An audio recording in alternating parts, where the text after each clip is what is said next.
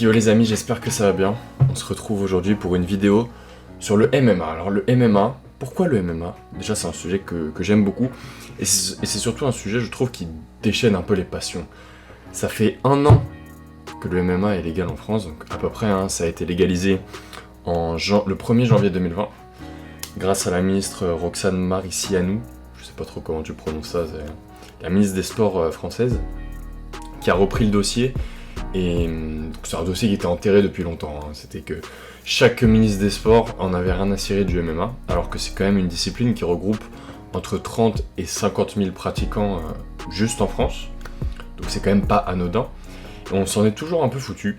Et il y a toujours eu cette question de la légalisation, beaucoup de fantasmes autour de ce sport, et on va en parler un petit peu, on va essayer de démêler le vrai du faux. Donc déjà le MMA, qu'est-ce que c'est? Pour ceux qui ne savent pas, c'est tout simplement une discipline martiale qui regroupe plusieurs arts martiaux et plusieurs sports de combat, d'où le nom MMA, de l'anglais Mixed Martial Arts, arts martiaux mixtes. Merci, je suis bilingue. Du coup, MMA, tu vas retrouver de la boxe, donc boxe, juste les poings, boxe anglaise, tu vas retrouver tout ce qui est boxe taille, pieds, poings, coudes, genoux, kickboxing, donc là t'enlèves les coudes et les genoux, tu vas retrouver du judo, donc là ça va plus être des techniques de soumission, de sol, de grappling, la lutte, le jiu-jitsu brésilien, donc là ça va vraiment être du travail au sol, de soumission, de clés, de la lutte évidemment, tu vas avoir énormément d'arts martiaux. Après chaque combattant va avoir un style en général prédominant en fonction de la discipline qui maîtrise le mieux. Tu vas même avoir des combattants comme Conor McGregor par exemple, qui amène des mouvements un peu de capoeira, des trucs un peu plus tu vois, stylés, genre Chak Bruce Lee.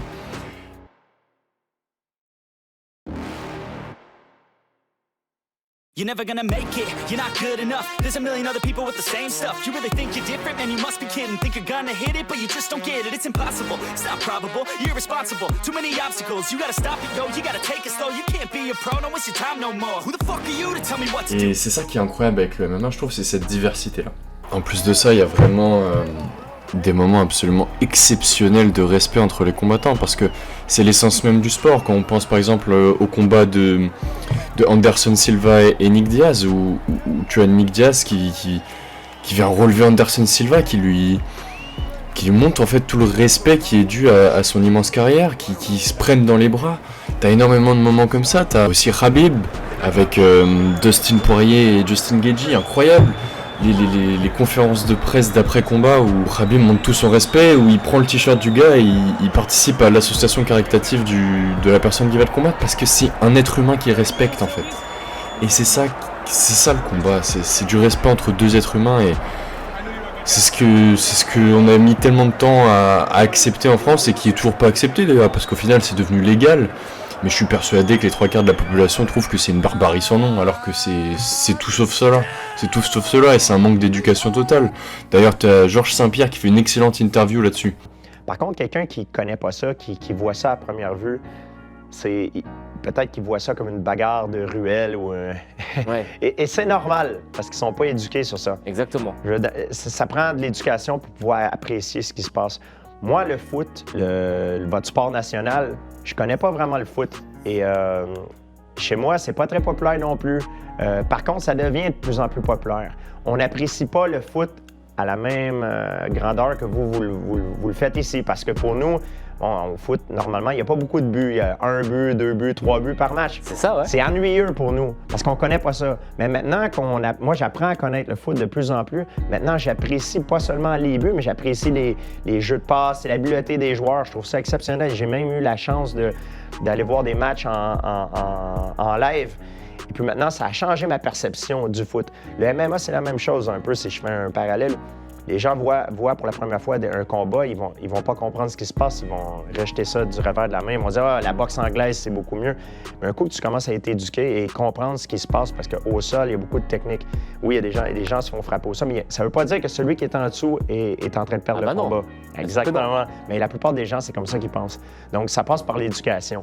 Et comme je vous dis, c'est sûr que c'est pas une forme de divertissement qui est fait pour tout le monde. C'est violent. Comme le rugby, comme la boxe anglaise, c'est un sport qui est violent. mais ça gagne à se faire connaître et ça passe par l'éducation. Jusque-là, tout semble normal. Vous allez me dire, pourquoi est-ce que c'est si mal vu en France? Pourquoi ça a été illégal pendant autant de temps? Alors, il y a plusieurs raisons à ça. Il y a la première raison, tout d'abord, c'est une raison culturelle, qui est qu'en France, on aime se penser plus malin que tout le monde. Et il y a tout ce truc de dignité humaine, droit de l'homme, machin, truc, mes couilles. Bon, c'est bien de réfléchir, c'est bien de philosopher, et c'est quelque chose que je prône, notamment sur ma chaîne, j'essaie de vous partager de la culture, et c'est super important. Mais à un moment, la masturbation intellectuelle, ça n'a jamais mené à rien, en fait. Et le rapport ministériel sur le MMA disait explicitement: le MMA est une atteinte à la dignité humaine, car on tape des gens au sol. Mais ça n'a aucun sens, en fait, parce que la réalité, c'est que l'atteinte à la dignité humaine, c'est de ne pas savoir se défendre. C'est de ne pas être préparé à la réalité de la vie. Et la vie, c'est pas Instagram. La vie, parfois, ça peut être terrible, ça peut être dur, tu peux te faire agresser dans la rue, il y a un mec qui peut te mettre par terre et essayer de te taper au sol. Est-ce que c'est une atteinte à la dignité humaine, ça? Oui, c'est une atteinte à la dignité humaine. Et c'est pas une question de MMA ou quoi. La vraie atteinte à la dignité humaine, c'est pas qu'on t'ait pas appris à te défendre face à ça, et qu'on te refuse le droit d'apprendre à te défendre face à ça. Ça, c'est une atteinte à la dignité humaine. Une autre atteinte à la dignité humaine, c'est, vous le savez tous, vous avez tous des copines, des amis, des mères, des tantes, qui vous racontent leur expérience dans les transports en commun. Moi, je suis de Paris, par exemple. Combien d'amis j'ai qui m'ont dit: ah, il y a un mec qui se frottait à moi, il y a un mec qui me mettait une main au cul. Ça, c'est une atteinte à la dignité humaine. Et aujourd'hui, il n'y a personne qui fait rien parce qu'il n'y a personne qui a été entraîné pour savoir comment réagir à ce genre de situation. Alors vous allez me dire: ah oui, mais du coup, ça crée des brutes, le monde va partir à volo, tout le monde va... Non, parce qu'en fait, le MMA et les sports, les arts martiaux de manière générale, c'est pas tant apprendre à niquer des mères qui est important. C'est apprendre à se contrôler, c'est apprendre le respect, l'humilité. Parce que l'humilité, c'est quelque chose dont on manque beaucoup aujourd'hui et qui est transmis grâce aux arts martiaux, et que le MMA peut être un excellent vecteur de ça, parce que tu vas te faire casser le cul. Tu vas aller à ton cours de MMA, je peux t'assurer que tu vas te faire défoncer. Je peux t'assurer que quand tu vas commencer la boxe, tu vas t'en prendre dans la gueule. Et tu vas comprendre ce que c'est. Et tu vas comprendre que se battre, ce n'est pas anodin. Tu dois comprendre que tu dois respecter la personne qui est en face de toi parce que tu sais pas de quoi elle est capable. Tu dois comprendre que tu dois te respecter toi-même parce que tu sais que tu es fort. Et que une fois que tu sais que tu es fort, tu n'as pas besoin d'avoir toute cette guerre d'ego que tu peux avoir avec toi-même, avec les autres, en mode qui a la plus grosse. Oh, regardez, vas-y, pourquoi tu m'as mal regardé, tu vois. Et montrer que t'as la plus grosse. Ça, c'est débile, ça. Les sports de combat et les arts martiaux comme le MMA, au contraire, je pense, peuvent énormément aider dans notre société de ce point de vue-là. Ça, c'est le premier point. Ensuite, tu as une deuxième partie, en fait, qui est plus insidieuse, c'est un peu plus politique, en fait. Et ça concerne les fédérations. Les fédérations de sports de combat qui sont préétablies, qui existent déjà en France. Notamment, la fédération de judo, qui est celle qui a été le plus réfractaire à la légalisation du MMA. Pourquoi ça, en fait, vous allez me dire? Pourquoi est-ce que la fédération de judo n'a aucun intérêt à ce que le MMA soit légalisé? En fait, c'est assez simple. C'est que, comme je vous l'expliquais, le MMA, ça représente 30 à 50 000 personnes, 50 000 pratiquants en France, et la plupart de ces pratiquants ont aussi des licences dans d'autres sports. Mais la création d'une fédération de MMA à part entière, en fait, enlèverait beaucoup d'adhérents à certaines autres fédérations comme la fédération de boxe, ou plus particulièrement, les estimations qui avaient été faites, c'était la fédération de judo qui aurait été la plus touchée. Donc, adhérents qui partent, licenciés qui partent, ça veut dire moins de pépettes, ça veut dire moins d'influence, ça veut dire moins de pouvoir. Donc en fait, c'était un énorme jeu de pouvoir entre les fédérations qui mettaient la pression sur les autorités publiques pour que le sport, bien que pratiqué par un nombre conséquent de personnes, donc ça veut dire que ça requiert un encadrement, ça requiert de meilleures infrastructures, ça requiert de meilleurs enseignants, des meilleures qualifications, ça requiert tout un tas de choses en fait. Mais pour des raisons purement et simplement de base politique, ça n'a eu lieu que l'année dernière, et on a été le dernier pays d'Europe à reconnaître le MMA. Donc voilà, ça c'était la deuxième raison. Je vous passerai tous les commentaires du président de la fédération de judo qui littéralement, qui disait que le MMA était un repère à djihadistes. Enfin bref, il dit que des conneries, je vais même pas m'attarder là-dessus, voilà.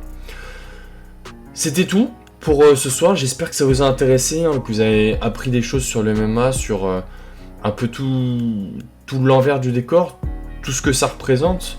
On peut évidemment pas parler de tout dans un format si court, mais voilà, peut-être que je ferai plein d'autres vidéos sur le MMA, c'est sûr, à voir après sous quels angles, mais ce qui est certain, c'est que la vision qu'on a est forcément biaisée. Après, encore une fois, je peux comprendre que, comme le dit très bien Georges Saint-Pierre dans le passage que je vous ai montré, c'est pas forcément fait pour tout le monde. Il y a des gens qui peuvent ne pas aimer. Mais pour pouvoir apprécier ce sport, il faut essayer de le comprendre.